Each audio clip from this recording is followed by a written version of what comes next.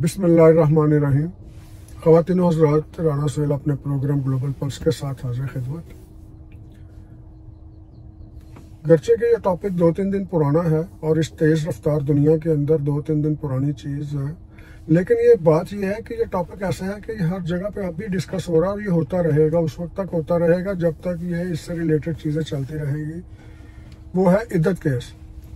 कल एक खाने पे बैठे हुए थे कल शाम को, तो वहाँ पर एक टेबल पे सब दोस्त बैठे, तो ज़ाहिर है 2 ग्रुप थे वहाँ पर भी, पाकिस्तान की तरह हैं तो पाकिस्तानी ना जी। तो एक प्रो इमरान खान थे, एक एंटी इमरान खान थे। तो जो प्रो इमरान खान थे वो ये कह रहे थे कि जी ये इद्दत केस जो है ना जी, ये इद्दत केस सुनना ही नहीं चाहिए था, क्योंकि ये एक निजी ज़िंदगी है, प्राइवेट लाइफ है किसी की, और वो इस तरह से तो ये अदालत में आना नहीं चाहिए था। नंबर 1 तो मनिका को 2 साल बाद उसकी गैरत जागी, पहले वो ये सारे इंजॉय करता रहा, वो और उसके बच्चे सारे पर्क्स एंड प्रिविलेजेस इंजॉय करते रहे, सारे फ़ायदे लेते रहे, इधर के दौरे उधर के दौरे, हत्ता के वो अपनी बच्ची की शादी भी वहाँ जाके कर रहे हैं। तो ये मनिका भी जा रहे हैं, बुशरा बीबी भी जा रही है, इमरान खान भी जा रहे हैं। जिस तरह की एक अजीबो गरीब किस्म की जॉइंट फैमिली थी, इस टॉपिक पर बात हो रही थी। तो एक दोस्त कह रहे थे कि वो जनाब ये इद्दत केस करना नहीं चाहिए था, ये गैर अखलाकी बात है इद्दत केस को डिस्कस करना, ये आना ही नहीं चाहिए था। जबकि दूसरे ग्रुप का ये कहना था, मैं अब सुन रहा हूँ बड़े मजे से, दोनों की बातें सुन रहा हूँ, और सर जब आप बात सुनते हैं तो उसी में से लर्न करते हैं ना।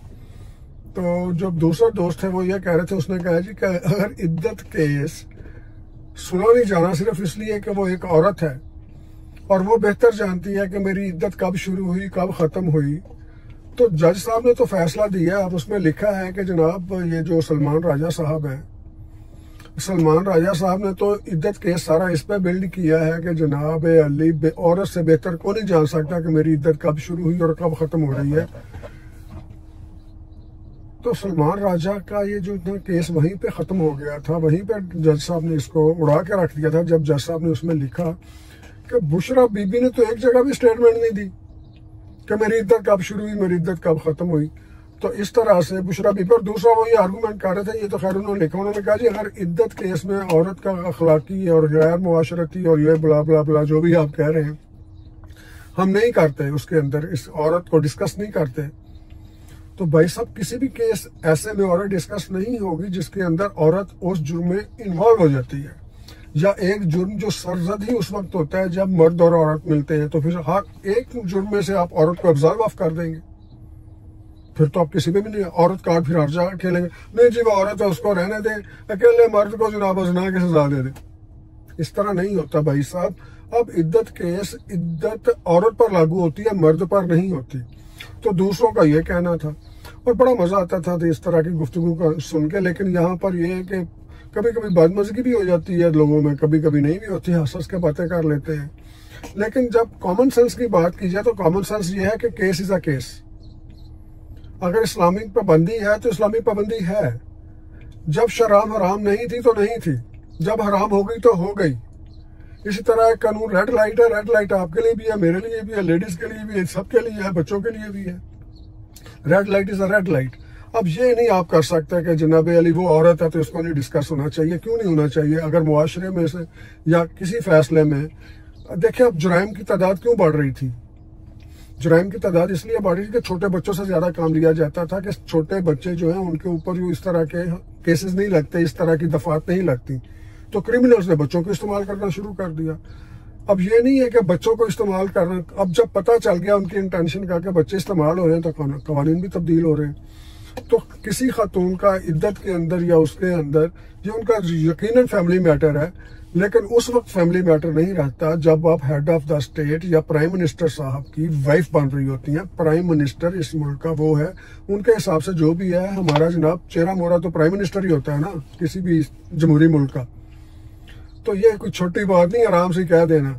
ये किसी वो बूटे की खैरे की बीवी नहीं है जो अननोन मोहल्ले में बैठा हुआ बेचारा किसी को कोई जानता ही नहीं है। ये प्राइम मिनिस्टर साहब की बीवी है, उनके ऊपर ये केस चल रहा है। ये इंपॉर्टेंस होती है केस टू केस। खैर ये चीज छोड़े, वहां पर इस तरह की बातें होती रही, लेकिन हर एक अपना नुक्ता नजर, आप इससे एग्री करें या इससे आप एग्री ना करें, लेकिन जब केस है तो केस इज अ केस। तो ये इद्दत वाला केस का तो ये होना भी था। वैसे मैं तो कानूनी एतबार से बात करूंगा कि आप वो कारपोरेट लॉयर हैं सलमान राजा, उनको आपने इद्दत केस पकड़ा दिया। बड़े अच्छे वकील हैं, नो डाउट। अब देखिए वकीलों के अंदर भी तो बहुत सारी कैटेगरीज होती हैं ना, बैंकिंग के वकील अलग हैं, रेवेन्यू के अलग हैं, स्मगलिंग के अलग हैं, कॉन्स्टिट्यूशनल अलग हैं, ये जो कॉर्पोरेट या कंपनीज के अलग हैं, क्रिमिनल अलग हैं, सिविल अलग हैं। ये कोई जनरल फिजिशियन नहीं है कि हर एक को दवाई दे दो, आंख के दर्द की भी, कान के दर्द की भी, टांग के दर्द की भी, गोडे और गिट्टे के दर्द की भी। ये कोई जनरल फिजिशियन नहीं होते। अगर केस प्रॉपर कंटेस्ट करना होता है ना, तो उसके स्पेशलिस्ट वकील के पास जाते हैं कि इन केसेस में डील करते हैं। तो अब आपने, सलमान राजा अच्छे वकील हैं, अब आपने हवाई जहाज का पायलट है, उसको ला के बहरी जहाज के पायलट का उसका स्टीयरिंग पे बैठा दिया कि लो जी ये शिप चलाओ, तो फिर ऐसे ही शिप चलेगा ना। तो ये केस के साथ यही कुछ होना था। मुझे नहीं पता ये क्यों पीटीआई या पीटीआई के दोस्त या इनकी क्यादत है जानबूझ के करती है या खान साहब को फंसाने के लिए करते हैं। उनसे वकील भी अपने ढंग के नहीं लिए जाते तो जो उस चीज के स्पेशलाइज्ड हो। चलिए अब अगले टॉपिक पे चलते हैं।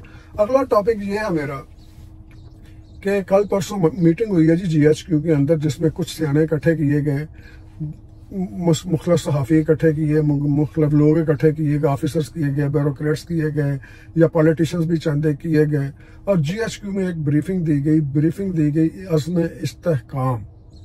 इस्तेहकाम इनको बड़ा प्यारा है ना एस्टेब्लिशमेंट को।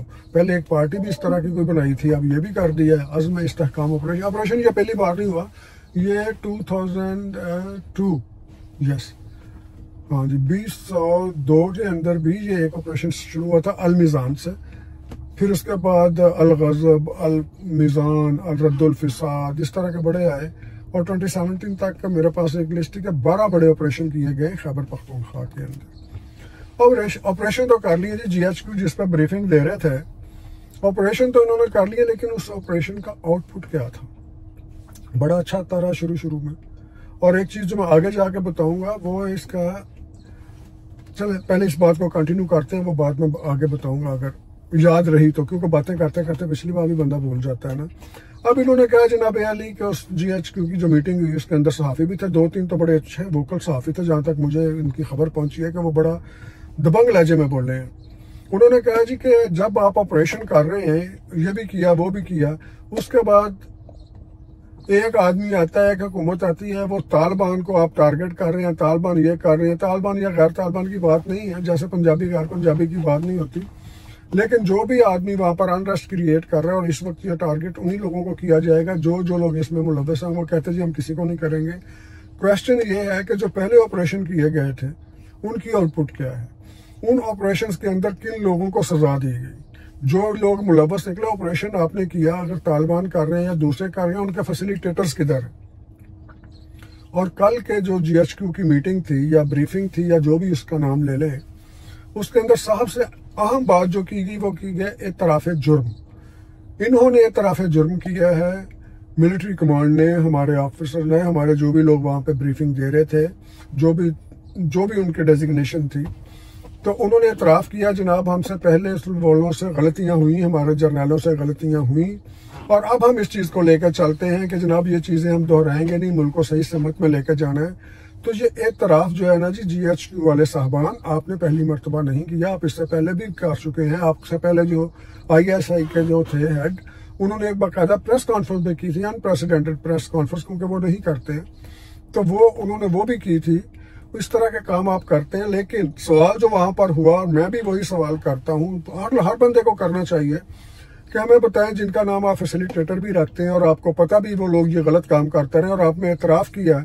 सीधी बात है कि आप जनरल बाजवा का नाम लें, कमर पे जवेद बाजवा का, जनरल पाशा का लें, जनरल फैज का लें, जनरल ज़हीरुल इस्लाम का लें, जनरल आसम बाजवा का लें, ये जो भी लोग हैं जिन्होंने मुल्क का बेड़ा गर्क किया, सीपैक का बेड़ा गर्क किया, इकॉनमी का बेड़ा गर्क किया, मुआशरत का बेड़ा गर्क किया, मुआशी सूरत हाल का बेड़ा गर्क किया, उनके खिलाफ आपने जब तक एक्शन नहीं लेंगे, जब तक सजा नहीं देंगे, तो ये तो वही बात है ना जी, वो जो हमारे शहरों में, गांव में, पिंडों में जो कमेटी डालते हैं, जिसे कराची वाले बीसी कहते हैं, वो जो कमेटी लेकर भाग गई, नहीं आपने कमेटी डालनी, तो वो आके कहते नहीं वो तो पहली बाजी भागी थी ना, वो बाजी है तो वो ठीक है, लेकिन अब छोटी बाजी है जिसने कमेटी डाली है, ये बड़ी बाजी ठीक है, ये बाजी ये कमेटी लेके नहीं भागेगी। और भाई साहब ये बात जो हमारे गाँव पिंडों के लोग हैं ना, जहाँ पर आम चलती है, जो मुंडे को गलती होगी माफ कर दो, मुंडा अब नहीं करेगा ये, और मुंडा फिर वही हरकतें कर रहा होता है। तो आप अपनी इन हरकतों से बाज आए अलीजा, आप इन हरकतों से बाज आए जिनका आप एतराफ कर रहे हैं, उनको पहले सजा दें और बताएं कि हमने इसी से आदमी को ये सजा दी। आप बड़े आराम से कहते हैं जी इंट्रा डिपार्टमेंटल है जी, हम कर देते हैं उसका ऐलान।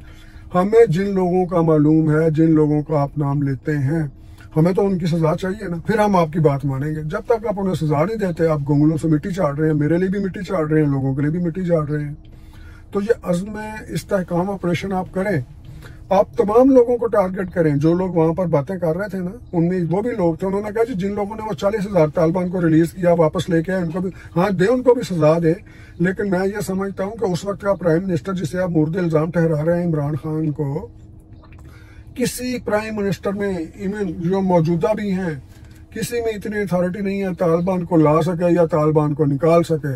ये वही लोग हैं जिनके खिलाफ आप एक्शन नहीं ले रहे, आपकी जर्नैल है, आप ही की जनाब, हाँ एस्टेब्लिशमेंट की जर्नैल है, जो लाते भी हैं तालिबान को, निकालते भी हैं, रातों रात जेल भी खुलवाई जाती है, सुबह खबरें लगाई जाती हैं जेल तोड़कर भाग गए।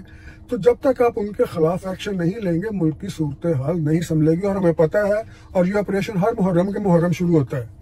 अब भी खतरा है, मुहर्रम आने वाला है ना, अब खतरा है कि मुहर्रम के अंदर तालिबान कोई पाकिस्तान के अंदर, हमारे इस खिते के अंदर, इसमें कोई शक नहीं, तालिबान कनेक्शन खैबर पख्तूनख्वा का है, उनकी लैंग्वेज एक है, सारा कुछ एक है, ये सब लोगों के इस तरह का रिश्ता होता है। लेकिन रोकना आपने है, हर चीज का इल्जाम आप, इमरान खान तो चलो जेल में है, तो जेल में बैठ के रिमोट कंट्रोल से सब कुछ चला रहे हैं, हमें ये भी पता है कैसे चलवाया जा रहा है, आपको भी पता है। जब तक आप उनको नहीं पकड़ेंगे, गंडापुर को अकेले गालियां देने से, उसको ये करने से कुछ नहीं होगा। अब आइए अगले टॉपिक के ऊपर।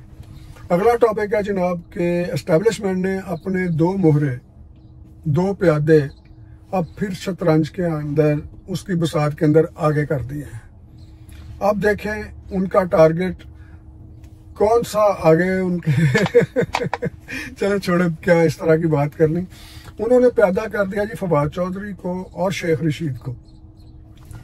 क्यों किया है? क्योंकि ये जरा औकातों बाहर हो रहे थे। ये अली गौहर साहब, ये अली मोहम्मद साहब और ये उमर अयूब साहब। उमर अयूब साहब को तो खैर वैसे ही ना, वो तो अपने दादा की लीगेसी लेके चलेंगे ना। अब खुद देख लें कि इस तरह का आदमी कि अगर निगोसिएशन हो रही है, क्योंकि हर चीज के एंड पे निगोसिएशन होना होती है, अगर निगोसिएशन हो रही है, कर रही है पीटीआई, अच्छी बात है, उनके साथ हो रही है हुकूमत वालों से, अच्छी बात है। नहीं भी होती तो भाई किसी तरह से बैठ के तो मुल्क के मसाइल तो हल करें। बाढ़ में जाए इमरान खान, नवाज शरीफ, जरदारी, हमारा मुल्क तो पाकिस्तान है ना। ठीक है, वो एक उसके हैं बकौल, मेरे एक दोस्त का नाम नहीं लेता, वो कहता है ये तो कैदी के कैदी हैं। तो भाई साहब, वो एक कैदी के कैदी हैं जो शख्सियत परस्ती के खिलाफ हैं, और एक वो है जो शख्सियत परस्ती को लेकर चल रहे हैं, और एक वो है जो अपने मज़ारों कब्रों को लेकर चल रहे हैं। और हसूरे वाला कोई पाकिस्तान को भी लेकर चले ना। बात ये कर रहे थे, उमर अयूब साहब निगोसिएशन का माहौल ख़राब कर रहे हैं कि किसी तरह से इमरान खान की इनके साथ निगोसिएशन ना हो जाए। और पीटीआई के लोग ये समझते हैं, इसलिए उनकी मुखालफत हुई है, उनके खिलाफ नारे हुए हैं। भाई साहब, खान साहब को ये लोग नहीं निकलने देना चाह रहे, क्योंकि इनकी दुकान बंद होती है। अगर खान साहब बाहर आ गए, इमरान खान बाहर आ गए, Umar Ayub is nothing, Ali Gauhar is nothing, और दूसरे जितने भी हैं, इमन ये फवाद चौधरी और दूसरे भी सारे कुछ, क्योंकि इमरान खान को रूल करना आ गया है। इमरान खान ने फौज से सीखा है कि confuse and rule. Imran Khan ने, दोबारा कह रहा हूं, फौज से सीखा है confuse and rule. Divide and rule वाली थ्योरी जो बहुत बहुत पुरानी हो चुकी है। तो इसलिए करते हैं ना, आपने भी देखा होगा, इमरान खान साहब अली मोहम्मद मिलने जाते हैं तो उन्हें कहते हैं राइट साइड पर टर्न ले जाओ। जब बैरिस्टर गौहर मिलने जाते हैं उसे कहते हैं लेफ्ट साइड पर टर्न ले जाओ। जब वो आता है, क्या नाम है उनका, अफजल मरवत, उसे कहते हैं आप स्ट्रेट निकल जाओ। बाहर आके तीनों लड़ रहे होते हैं, मुझे तो खान साहब ने राइट बोला, वो कहता है मुझे खान साहब ने लेफ्ट मुड़ने का कहा, वो कहता है ये दोनों झूठ बोलते हैं, खान साहब ने स्ट्रेट जाने का। खान साहब अंदर बैठे चिल कर रहे हैं। तो उन्हें आगे करना, तो खुदा के लिए आप इन बातों में ना जाइए। खान साहब को जैसे ही मिला चांस, खान साहब बाहर आना चाहते हैं और उन शराइत पे आना चाहते हैं जो खान साहब की हैं और हुकूमत की हैं, लेकिन खान साहब को अभी बाहर लाना को नहीं चाहता, क्योंकि 100 गल्लां दी इको गल के खान साहब अगर जेल में बैठकर इतने बड़े इन्फ्लुएंशियल हैं, इतना असर और रसूख रखते हैं, तो जेल से बाहर आकर वो क्या करेंगे वो सब जानते हैं, इसलिए उन्हें नहीं आने दिया जाएगा। इसके साथ ही इजाजत दीजिए, अल्लाह हाफिज।